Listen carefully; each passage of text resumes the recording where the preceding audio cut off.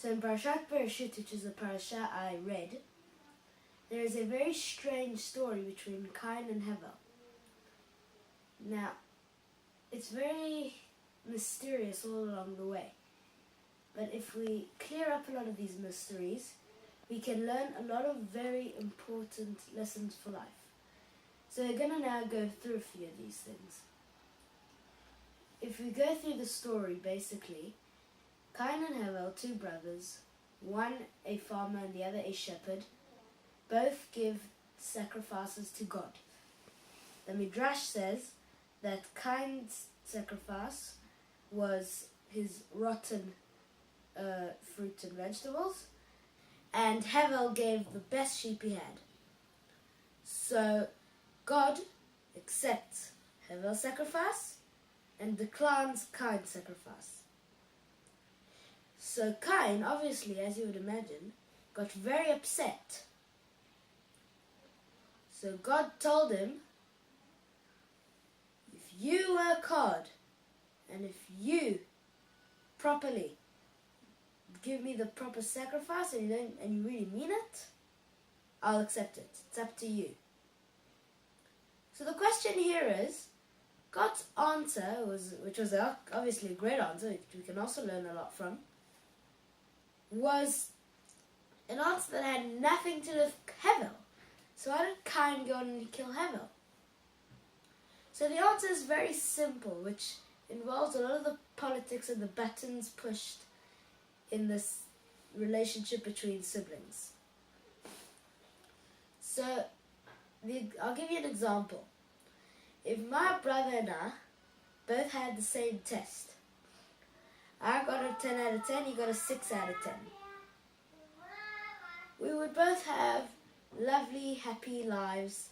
We would both love each other, and etc. If he would get 100 and I would get 60, since I'm the older brother, I would get upset and mad, and he would not be here today. So, why? Why is that? And I include myself in this. Why? So the simple answer is that when you see someone who's either younger or not as important, you automatically have the need and desire to be better than them, to be superior over them. Just because you are older and more important, you have to feel that they know that because you're older and more important, you're better.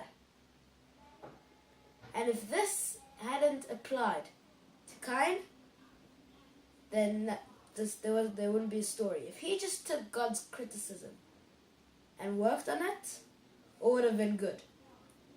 So what we learn from this is that any person, if he's younger, if he's not as important, you treat him as any other person with respect.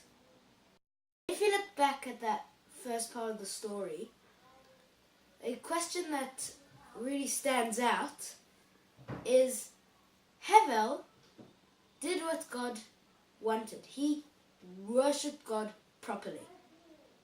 And in a way, God, by not accepting Cain's sacrifice, is punishing Hevel. Because God knows that Cain is going to do what he's going to do. So, why didn't he help Hevel and just accept Cain's sacrifice?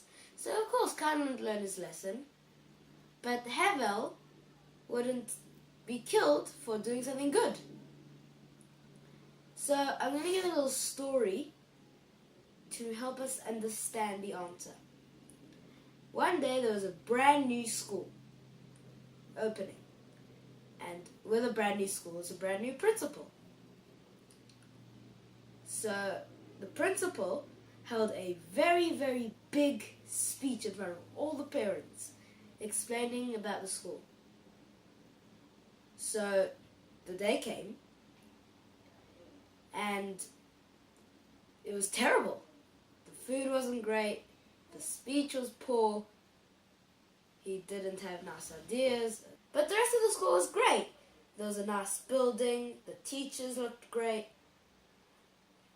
So the parents went up to the principal and said, "We don't really want you as our principal. You're not very good. We're sorry." So the principal answered, "Well, how am I supposed to get a living now? How am I supposed to feed my family?" So the parents now have a very big conflict. Do they help the principal? Or do they put the future of their kids, the future of of these 300 kids, in a bad situation? So this story of Cain and Havel teaches us either make sure the principal knows what he's doing or fire him. Why? He needs a living. But the principal is one person. The kids in that school, the 300 plus kids in that school, are the future. And if that future is spoiled just because of one person, that just doesn't work. The future of 300 kids comes first before one person. So back to our story. If God just let Cain off the hook, then he'd be teaching his kids to give God rotten fruit. Because we all learn what we know from our parents. So, and his kids would teach their kids how to treat God the wrong way. And that's how it would go, and we would all learn it wrong. So God knew that even though one person, Havel, was going to be hurt from it, he had to do it. Because the whole future of mankind was going to be affected if he didn't make this big decision. Which also explains another question on why did God give Cain such a strange punishment that he has to go from place to place, that he won't be able to settle down in one place. We don't see that punishment anywhere else in the Tanakh, in the Bible. So the simple answer is that if you saw Cain walking there in the street, you'd be thinking to yourself, he's not a very nice person, I don't want to be like him. Mankind have to learn things, either the good way or the good and easy way or the hard way. Normally, sadly, we choose the hard way, like in this case. It can't just be that it comes to us normally, but we have to see a man walking in the street and go, I don't really want to be like him. But that's what it took to learn it, and it worked then. So the second thing we learn out of the story is that no matter what the consequence, you do something wrong, you have to face the consequence and learn for next time. In the continuation of the parsha, there's something else very strange, where we see that when it says all the generations after Adam, it said Adam gave birth to Shet, and he had more boys and girls. Vayolad banim v'banot. Shet gave birth to Enosh, and he had more boys and girls. But when it says Cain's generation, it said Cain gave birth to Chanoch.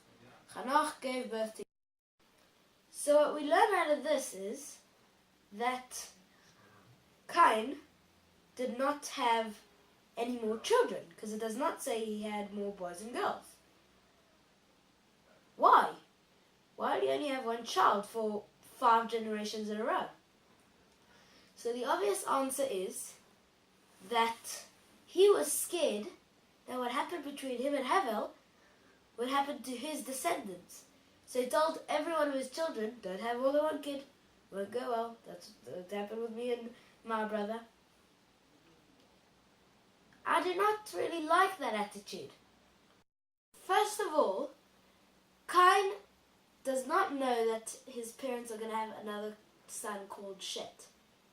From his point of view, from him is going to come the human race. He's going to be the source of it all. So, he has one son each time. The human race is not going to be very big, first of all. And second of all, what happens if this one son of his walks in the field one day and out comes some wild animal and kills him? Just because he was scared of some sibling rivalry, then the son will be dead and there will be no human race. And also, there was an experiment like this in China. There was a law that you're not allowed to have more than one child because they had so many people in China that if they had too many, it just wouldn't work. So they were trying to reduce the amount of people they had in China. And what ended up happening was that every child, if you think about it, had no cousins, no uncles, no aunts, just a grandparent, a grandmother, another set of those, a father, a mother, all to himself. That did not work out very well. They all became spoiled. They did not have a big family. I can't imagine if my bar mitzvah being built of 6 people in my family and my friends. Because I love all my cousins and aunts and uncles. So I can't imagine not having them. And I can't imagine having 6 people to myself, a whole house to myself. It just doesn't, it was a complete fail. That's first of all. And second of all, it's a real experience, and it's a real, even though there's all these buttons pressed and these pushes and these twists, I really do love my siblings. I really do appreciate them.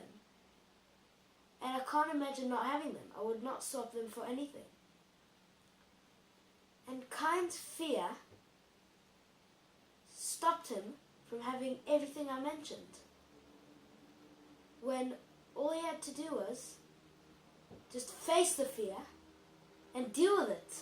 And he had the experience to deal with it. He knows how to prevent it because he was in it. But instead, he decided just to deflect it and just didn't work. So what we learn from this is that if you have fear, do not deflect it, face it, and find the best solution possible. So for a conclusion, the 3 things we learned out of this story: if there's a person who's younger than you, who's not as important than you, treat him as any other human being and not as something smaller than you. So if you do something wrong, you have to face the consequences and learn for next time. If you have a state of fear, you can't deflect it, you have to face it and deal with it. Thank you all very much for listening, and Shavua Tov.